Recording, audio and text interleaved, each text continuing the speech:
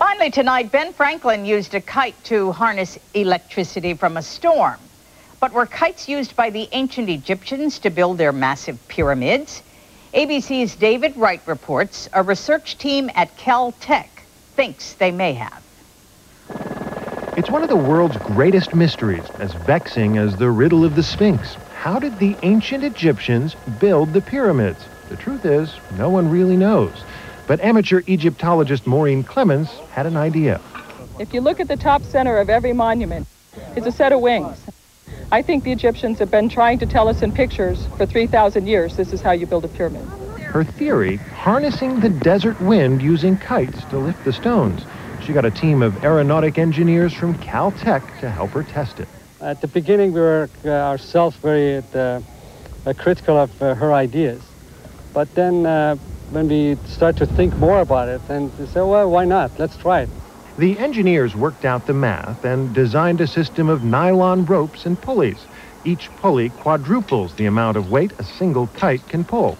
So we're using one kite and 15-mile-an-hour winds to lift up a 3.5-ton block. Yesterday in the Mojave Desert, they put their theory to the test, using a 300-square-foot nylon kite, 3 pulleys, and an obelisk that weighs nearly 4 tons. The wind speed had to be just right. Take advantage while the wind is like... Yeah, let's do it. Let's do it. Miraculously enough, it worked. There was more than enough force to hoist the obelisk. Total airtime, 25 seconds.